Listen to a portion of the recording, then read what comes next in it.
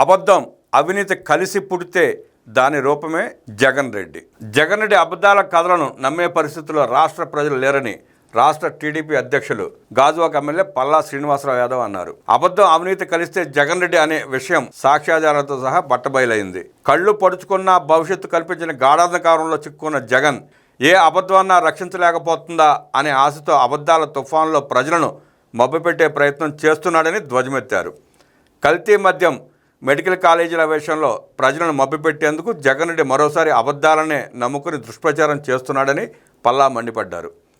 ప్రజల కంటే ప్రతిపక్ష హోదా ముఖ్యమంటూ అసెంబ్లీకి రాని పులివెందుల ఎమ్మెల్యే జగన్ రెడ్డికి ప్రభుత్వాన్ని విమర్శించే అర్హత లేదు. జగన్ రెడ్డి చేష్టలకు గురువెందులు కూడా సిగ్గుపడుతున్నాయి. ప్రజలు చీకొట్టిన అబద్ధాలు వల్లెవేయడంలో జగన్ ఏమాత్రం తగ్గడం లేదు.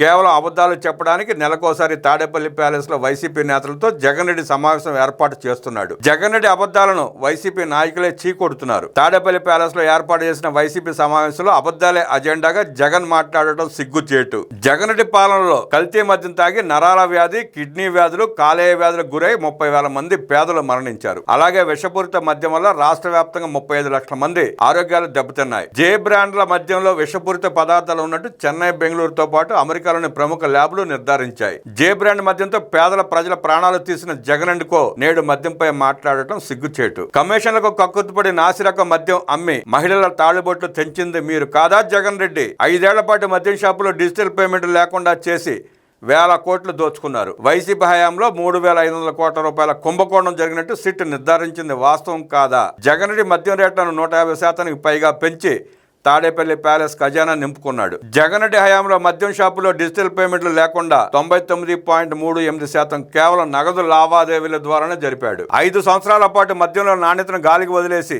నేడు సిగ్గు లేకుండా అబద్ధాలు చెబుతున్నాడు. వైసీపీ హయాంలో కల్తీ మద్యం కారణంగా జంగారెడ్డిగూడెంలో ఏకంగా 27 మంది ప్రాణాలు కోల్పోయారు. కూటమి ప్రభుత్వం అధికారంలోకి రాగానే రాష్ట్రంలో కల్తీ మద్యాన్ని పూర్తిగా నిషేధించాం. దేశంలో ఏ రాష్ట్రంలో కూడా లేని విధంగా ఈఎన్ఏని 13 రకాల పరీక్షలు నిర్వహిస్తున్నాం. విస్కీ, బ్రాందీ, జిన్, వోడ్కాను 9 రకాలుగా పరీక్షిస్తున్నాం. రమ్ 9 రకాల పరీక్షలు, బీర్ 7 రకాల పరీక్షలు నిర్వహిస్తున్నాం. శాంపిల్ పరీక్షలను ముడి సరుకు, బ్లెండ్, బాటిలింగ్ సహా డిపోలో కూడా చేస్తున్నాం. మద్యం ఏ స్థాయిలో కూడా కల్తీ అయ్యేందుకు ఆస్కారం లేకుండా డిస్టిలరీలు, డిపోలు, మద్యం షాపులు, బార్లలో కూడా ఆకస్మిక తనిఖీలు నిర్వహించి శాంపిళ్లను సేకరించి పరీక్షిస్తున్నామని పల్లా స్పష్టం చేశారు. జగన్ రెడ్డి అసమర్థ పాలన వల్ల రాష్ట్రంలోని మెడికల్ కళాశాలలో గ్రహణం పట్టింది.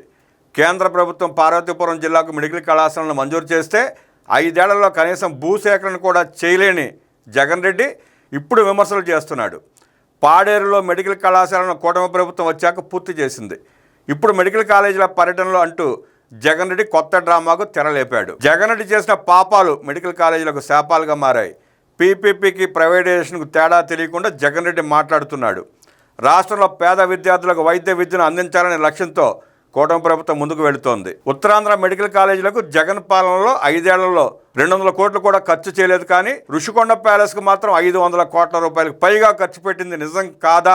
జగన్ రెడ్డి విలాసాలపై చూపిన శ్రద్ధ వైద్య కళాశాలల నిర్మాణంపై చూపలేదు. వివేకానంద రెడ్డిని హత్య చేసి నెత్తుడి మరకలు తుడిచేసి సాక్ష్యాధారాలను చెరిపేసి శవానికి కుట్లు వేసి ఆయన మరణానికి కారణం గుండెపోటుని ప్రచారం చేసిన జగన్నాటక సూత్రధారులు మెడికల్ కాలేజీలు కట్టకుండానే కట్టినట్లు ప్రచారం చేసి ప్రజలను నమ్మించాలని చూడటంలో ఆశ్చర్యం ఏముంది?